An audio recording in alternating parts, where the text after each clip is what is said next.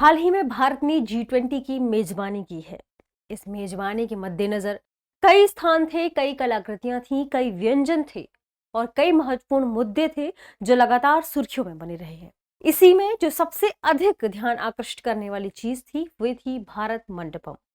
भारत मंडपम में एक मूर्ति स्थापित की गई है जो भगवान शिव की नटराज मुद्रा में है। आज हम इसी मूर्ति के और इस मूर्ति के निर्माण के पीछे जो विधि रही है और इसके साथ साथ यह विधि किस काल में सर्वाधिक फली फूली है, इसके बारे में चर्चा करने वाले हैं। साथ ही हम जानेंगे भगवान शिव के नटराज मुद्रा के बारे में कि इनकी जो विभिन्न मुद्राएं हैं ये हमें क्या बताती हैं। दृष्टि आईएएस के इन फोकस प्रोग्राम में एक बार फिर से आपका स्वागत है। मैं हूं गीतांजलि शुक्ला और आज हम चर्चा करने वाले हैं इसी खास विषय के बारे में।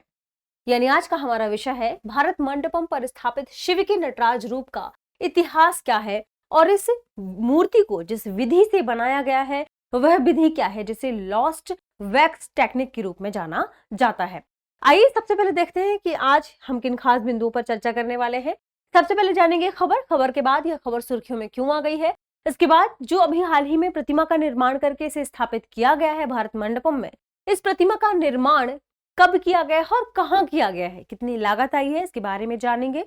इसके बाद जानेंगे चोल और नटराज के बीच में क्या संबंध है, यानी चोल काल में कैसे नटराज की जो मूर्ति है वो विकसित हुई, इसके बारे में समझेंगे। इसके बाद जानेंगे नृत्य के देवता शिव के बारे में, इनके स्वरूप के बारे में, इनकी विभिन्न मुद्राओं के बारे में कि क्या इंगित करती हैं। फिर समझेंगे उस मोम विधि के बारे में जो इस मूर्ति के निर्माण की वजह से चर्चा में आ गई है। ये मोम विधि कब की है इसके बारे में भी जानेंगे। फिर अंत में एक प्रश्न होगा जो कि प्रीलिम्स के लेवल पर होगा, इसका जवाब आपको कमेंट सेक्शन में देना है। आपको यह भी बताना है कि यह पूरा विषय या पूरा जो टॉपिक है हमारा ये जीएस या सामान्य अध्ययन के किस प्रश्न पत्र से संबंधित है। आइए बढ़ते हैं और देखते हैं खबर को। खबर द इंडियन एक्सप्रेस में प्रकाशित की गई थी। खबर है the lord of dance history and symbolism of Shiva's Nataraja form, यानी जो भगवान शिव का नटराज फॉर्म है इसका इतिहास क्या है, इसके निर्माण के पीछे कौन सा समय रहा है, ठीक है, इसके बारे में जानेंगे और इनकी विभिन्न मुद्राओं के बारे में भी समझेंगे। सबसे पहले देखते हैं खबर सुर्खियों में क्यों आ गई है। तो अभी हमने चर्चा भी की कि G20 की मेजबानी की है भारत ने और इसके स्वागत में भारत मंडपम में इन्हें बुलाया गया था। यानी जो भी मेजबान G20 के लिए आए थे उनके स्वागत के लिए भारत मंडपम तैयार किया गया था और भारत मंडपम में ही बाहर स्थापित की गई है एक भगवान शिव की 27 फुट की प्रतिमा, जिसे एक शानदार नटराज प्रतिमा के रूप में जाना जाता है। यदि बात करें इस प्रतिमा के निर्माण के पीछे क्या विधि थी और इसे कहां से प्रेरित होकर, किन मूर्तियों से प्रेरित होकर बनाया गया है, इसके बारे में जानेंगे। दुनिया भर में भगवान शिव के नृत्य रूप की यह सबसे ऊंची प्रतिमा के रूप में जानी जाएगी और भारत मंडपम के बारे में हमने चर्चा की कि G20 के देशों का यहां पर स्वागत हुआ है। अब आइए जानते हैं सबसे पहले कि आखिर इस प्रतिमा के निर्माण के पीछे क्या वजहें रही हैं, कौन सी विधि रही है और सबसे महत्वपूर्ण बात कि इन्हें किससे प्रेरित होकर बनाया गया है, यानी इस प्रतिमा की प्रेरणा कौन सी प्रतिमाएं रही हैं। इस मूर्ति की बात करें तो यह एक अष्टधातु से निर्मित मूर्ति है, यानी इसमें 8 मेटल एलॉय का इस्तेमाल किया गया है, यानी अष्ट धातुओं से निर्मित या मिश्र धातु से निर्मित यह मूर्ति है, जिसे तंजावुर जिले के, जो कि कहां पर है, तमिलनाडु में, यानी तमिलनाडु के तंजावुर जिले के स्वामी मलाई के मूर्तिकारों द्वारा तैयार किया गया है। ध्यान रखिएगा इन मूर्तिकारों की खास विशेषताएं हैं, यानी इनकी 30 से भी अधिक पीढ़ियां यह काम करती आ रही हैं, जो खास तकनीक का इस्तेमाल करती आ रही हैं और माना जाता है कि यह पीढ़ी चोल साम्राज्य से कनेक्टेड है, ठीक है, तो इसलिए यह महत्वपूर्ण है। इस मूर्ति की बात करें तो यह लगभग 18 टन वजनी है, ध्यान रखिएगा 18 टन वजनी है और इसी वहां से यहां तक लाने में विभिन्न स्थानों में भारत में 36 व्हील वाले एक क्या कह सकते हैं आप, चक्के वाले वाहन का इस्तेमाल करके ट्रांसफर किया गया है, ठीक है। अब बात करते हैं इस मूर्ति के बारे में ही, तो इसे मुख्यतः 3 प्रतिष्ठित नटराज मूर्तियों से प्रेरणा लेकर बनाया गया है। अब ये 3 प्रतिष्ठित नटराज की मूर्तियां कौन सी हैं? ये काफी फेमस और काफी प्रसिद्ध नटराज की मूर्तियां हैं, जिनमें पहली है चिदंबरम में थिल्लई नटराज मंदिर से प्रेरणा मिली। दूसरी है, ध्यान रखिएगा, कोनेरी राजपुरम में उमा महेश्वर मंदिर, उमा महेश्वर मंदिर है, वहां की जो नटराज प्रतिमा है उससे इन्हें प्रेरणा मिली है। और तीसरी है तंजावुर में, जो कि यूनेस्को की विश्व धरोहर स्थल में शामिल है, इसकी बृहदेश्वर मंदिर से इन्हें प्रेरणा मिली है। यानी इस नटराज की मूर्ति के निर्माण में इन तीनों मंदिरों से प्रेरणा ली गई है। ध्यान रखिएगा कौन कौन से हैं। नटराज मंदिर कहाँ का? चिदंबरम में थिल्लई नटराज मंदिर। और दूसरा ध्यान रखिएगा कोनेरी राजपुरम में उमा महेश्वर मंदिर। और तीसरा ध्यान रखिएगा तंजावुर या तंजौर की बात करें तो उसके बृहदेश्वर मंदिर। इन तीनों के बारे में दोबारा से इसलिए मैंने चर्चा की क्योंकि यूपीएससी लगातार ऐसे प्रश्न फ्रेम करता रहा है। जैसे कि हम सभी जानते हैं, जब संसद भवन के निर्माण की बात चली थी तो पूछा गया था कि कहां से यह प्रेरणा मिली है। यानी संसद भवन के निर्माण के पीछे जिस प्रेरणा वाली मंदिर का नाम पूछा गया था वो भी यूपीएससी ने फ्रेम किया था उस पर सवाल। इसलिए इनके बारे में जानना और महत्वपूर्ण हो जाता है। भगवान शिव के नृत्य रूप का ऐतिहासिक और अपना धार्मिक महत्व रहा है। एक धार्मिक प्रतीक के रूप में इन्हें हम जानते हैं। ये तो हमने देखा प्रतिमा के निर्माण के बारे में। अब आइए जानते हैं कि चोल और नटराज का क्या संबंध है, इस मूर्ति के पीछे का क्या संबंध है चोल साम्राज्य से। यदि बात करें हम शिव के बारे में तो भगवान शिव की जो नटराज प्रतिमा भारत मंडपम में निर्मित की गई है या भारत मंडपम में यह प्रतिमा जो स्थापित की गई है, इसके पीछे जो प्रेरणा के प्रमुख 3 मंदिर हैं, ये सभी माने जाते हैं कि मूल रूप से चोलों द्वारा निर्मित किए गए हैं, चोलों द्वारा इनका निर्माण किया गया है। यानी भारत मंडपम की नटराज प्रतिमा का संबंध किससे है? चोलों से संबंध। कैसे चोलों से संबंध माना जाता है? क्योंकि ये जो 3 प्रतिमाओं या 3 नटराज मंदिरों की बात की जा रही है जिसे प्रेरणा लेकर इसे बनाया गया है, वे मूल रूप से चोलों द्वारा ही निर्मित थे। अब चोलों की बात करें तो 9वीं से 11वीं शताब्दी ईस्वी के आसपास जो प्रायद्वीपीय भारत है उसके अधिकांश हिस्से में ये शासन करते थे इस समय, ठीक है। और इन्होंने ही, ऐसा माना जाता है कि चोलों के समय ही नटराज मूर्ति का निर्माण अपने चरम पर था। और सबसे महत्वपूर्ण, जो वैक्स विधि के द्वारा मूर्तियों का निर्माण किया जाता है यह उस समय काफी चरम पर था। ऐसा माना जाता है कि चोलों ने कला और संस्कृति के महान संरक्षण का कार्य किया है। इन्हें कला एवं संस्कृति के महान संरक्षक के रूप में जाना जाता है। यदि हम चोलों की ही बात करें तो दक्षिण भारत में चोल कला और वास्तुकला सबसे समृद्ध मानी जाती है। और ऐसा माना जाता है कि ये सबसे कुशल साम्राज्य का ही उत्पाद है कि उस समय कला संस्कृति मूर्ति कला अपने समृद्ध रूप में विकसित हुई थी और देखी गई थी। ऐसा माना जाता है कि चोल कट्टर शैव थे, यानी भगवान शिव को ये महत्वपूर्ण स्थान देते थे।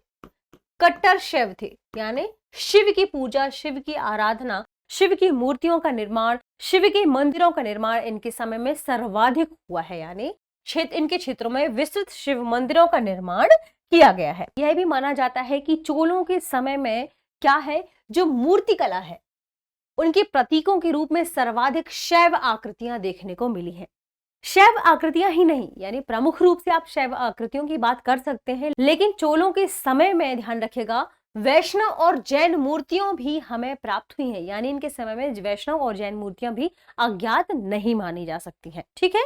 ऐसा माना जाता है कि शिव को पहली बार 5वीं शताब्दी ईस्वी में नटराज के रूप में मूर्ति कला में चित्रित किया गया था। यानी पहली बार 5वीं शताब्दी में ही शिव की नटराज के रूप में मूर्ति बनाई गई थी, ऐसा माना जाता है। और वर्तमान जो विश्व प्रसिद्ध चोलों की जो मूर्ति है, जो फेमस हुई है, वह ध्यान रखिएगा वह चोलों के तहत ही विकसित की गई थी, ठीक है। नटराज की पत्थर की मूर्तियां भी ध्यान रखिएगा अपने आप में बहुत फेमस है। और चोल साम्राज्य की यदि हम बात करें तो उस समय नटराज की कांस्य की मूर्तियां भी बहुत फेमस रही हैं।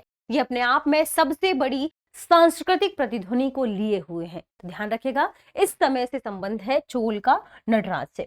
ये तो हमने देखा चोल काल के बारे में। अब आइए जानते हैं नृत्य के देवता के रूप में भगवान शिव को कैसे चित्रित किया गया है।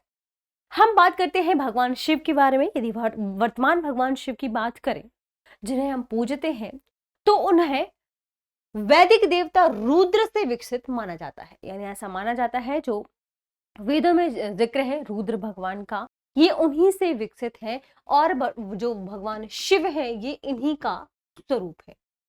कई मायनों में यदि हम भगवान शिव की बात करें तो कई पौराणिक ऐसे जो देव समूह हैं उनमें भगवान शिव को सबसे जटिल देव के रूप में माना जाता है, ध्यान रखिएगा, लेकिन कई मायनों में, क्योंकि भगवान शिव को भोले के रूप में भी जाना जाता है, यानी सबसे सरल स्वभाव के रूप में भी जाना जाता है। लेकिन कई ऐसे देव समूह हैं जहां पर भगवान शिव को जटिल भगवान या जटिल देवता के रूप में जाना जाता है। जैसे यदि हम जिक्र करें भगवान के महाकाल स्वरूप, जो मृत्यु और समय दोनों के देवता माने जाते हैं, विनाश के देवता माने जाते हैं, तो ऐसे में माना जा सकता है कि ये जटिल है, क्योंकि महाकाल को या मृत्यु और समय के प्रभु या देवता को माना जाता है कि वे सभी चीजों को नष्ट कर सकते हैं और नष्ट करने की क्षमता रखते हैं, और उन्होंने नष्ट भी किया है। इसके अलावा भगवान शिव को महान तपस्वी और तपस्वी के संरक्षक के रूप में भी जाना जाता है, और कई बार ऐसे ग्रंथ भी बने हैं जिनमें इस बात का जिक्र हुआ है। एक प्रसिद्ध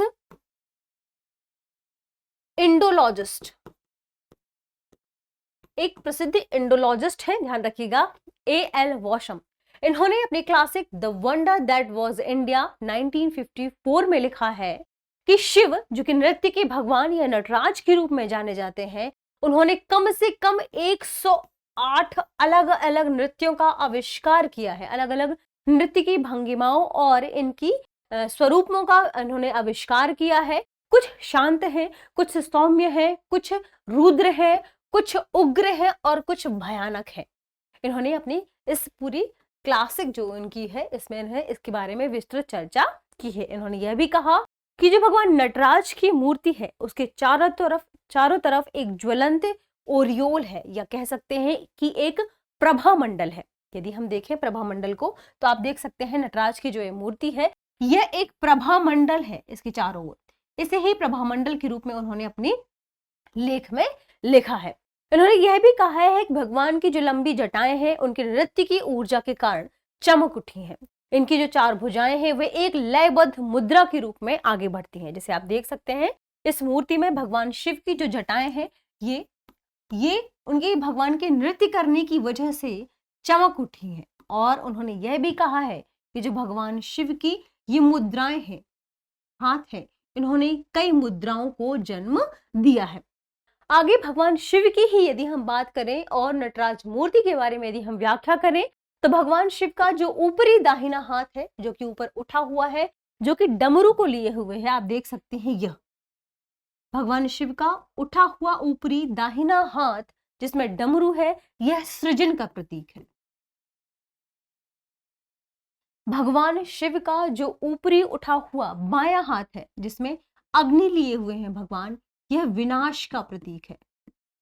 और हम सभी जानते हैं कि विनाश इस प्रकृति का, इस दुनिया का एक अपरिहार्य अंग है। चीजें यदि बनी हैं तो वे नष्ट भी होंगी। ऐसे में एक और बात है कि भगवान शिव का जो नीचे वाला हाथ है जो कि अभय मुद्रा में उठा हुआ है, यह आशीर्वाद का प्रतीक है, आशीर्वाद का प्रतीक है। और इनका एक और नीचे वाला जो हाथ है इनका है बायां, नीचे बाएं वाला हाथ जो इशारा करता है उठे हुए पैर की तरफ, यह मोक्ष का प्रतीक है। ये मानव को मोक्ष की ओर जाने की प्रेरणा देता है, ध्यान रखिएगा।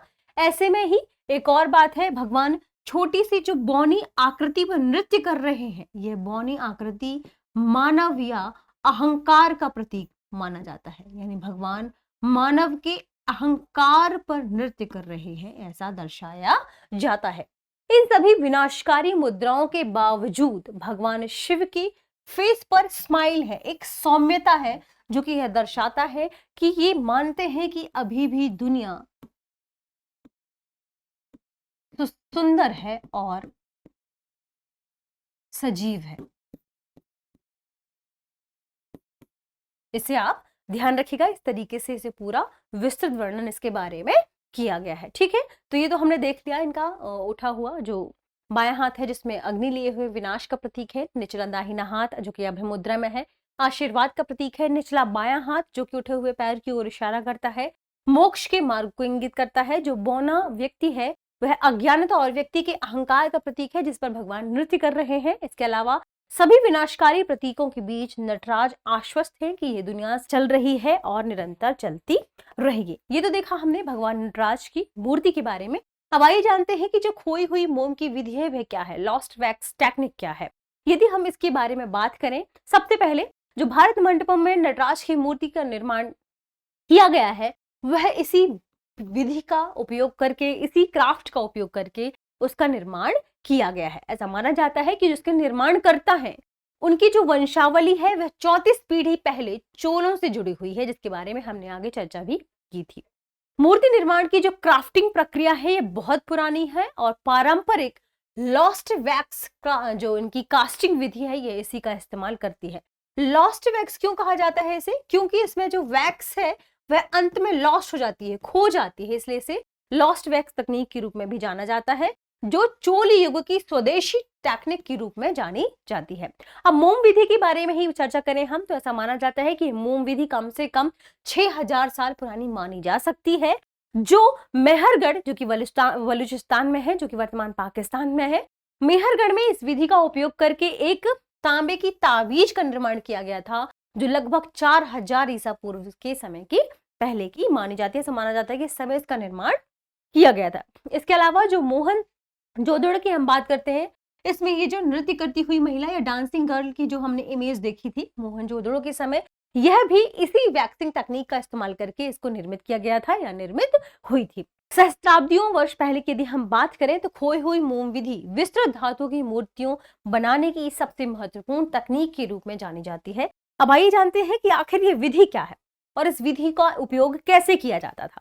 यदि हम बात करें मोम की इस विधि के बारे में, जैसे लॉस्ट वैक्स टेक्निक के रूप में जाना जाता है, तो इसमें सबसे पहले एक विस्तृत मोम का मॉडल बनाया जाता है। यानी यदि हमें किसी चीज की मूर्ति कला के रूप में किसी मूर्ति का निर्माण करना है तो सबसे पहले हम उसकी आकृति बनाएंगे और फिर आकृति के निर्माण के बाद क्या करना है कि इस आकृति के निर्माण में जो उस समय कावेरी नदी के तट पर जलोढ़ मृदा पाई जाती थी, कावेरी नदी की जलोढ़ मृदा से इसे लेपित कर दिया जाता था। सेम उसी डिजाइन में, ध्यान रखिएगा, उसी स्ट्रक्चर का इस्तेमाल करते हुए इसे जलोढ़ मृदा से क्या कर दिया जाता था, लेप कर दिया जाता था इसका और इसे ढक दिया जाता था। फिर बाद में जब ये सूख जाती थी तो सूखने के बाद इसे गर्मी के संपर्क में रखा जाता था। जहां भी गर्मी हो या जहां पर गर्म मौसम हो या इस आकृति को तेज गर्मी के संपर्क में रखा जाता था। जब इसे तेज गर्मी के संपर्क में रखा जाता तो हम सभी जानते हैं कि जब मोम का गर्मी से संपर्क होता है तो वह पिघल जाती है या जल जाती है। तो जब मोम का संपर्क गर्मी से होता था तो जो अंदर वाली मोम है ये पिघल जाती थी और मोम के पिघलने के बाद हम सभी जानते हैं कि इसके जो लेप वाला बाहरी जलोढ़ मृदा वाला हिस्सा है वह अब खोखला बचा और इसमें एक जटिल नक्काशीदार ढांचा या सांचा इसके अंदर निर्मित हो गया। फिर बाद में इस ढांचे या इसी सांचे के अंदर क्या किया जाता था कि पिघली हुई धातु को इसके अंदर भर दिया जाता था और मूर्ति कला के निर्माण के लिए इस पिघली हुई धातु को हम जिस सांचे में भरते थे, इस पूरी विधि को ही कहा जाता था क्या, जो वैक्स की तकनीक है, जिसे लॉस्ट वैक्स तकनीक के रूप में जाना जाता है, जो कि लगभग खोई हुई विधि के रूप में जानी जाती है। ये बहुत वर्ष पुरानी है, इस बात को ध्यान रखिएगा। पूरा होने में जो वर्तमान में अभी मूर्ति बनी है, जो भारत मंडपम में स्थापित की गई है भगवान नटराज की, इसे बनने में लगभग 7 महीने का समय लगा है और इसमें लगभग 10 करोड़ रुपए की लागत लगाई गई है। इस बात को ध्यान रखिएगा, ये भी एक महत्वपूर्ण तथ्य है जो पीसीएस या किसी भी एग्जाम में पूछा जा सकता है। ये तो हमने जाना पूरी टेक्निक के बारे में। आइए जानते हैं आज के प्रश्न पर। प्रश्न है, निम्नलिखित कथनों पर विचार कीजिए। पहला कथन है, मूर्तिकला की मोम विधि चोलों के समय अपने चरम पर पहुंची है। दूसरा, इसे कावेरी नदी के तट पर पाई जाने वाली जलोढ़ मिट्टी से लेप से ढक कर बनाया जाता है। आपको बताना है उपरोक्त में से कौन सा सही कथन सही है, केवल एक, केवल दो, एक और दो, दोनों, ना तो एक और ना ही दो। तो इस प्रश्न का सही जवाब कमेंट सेक्शन में देना ना भूलें। साथ ही ये भी बताइए कि आपको वो जो पूरा एपिसोड है, पूरा सेशन है, वो कैसा लगा। मिलते हैं हमारे अगले विषय के साथ, अगले टॉपिक के साथ। तब तक पढ़ते रहिए, रिवीजन करते रहिए। शुक्रिया।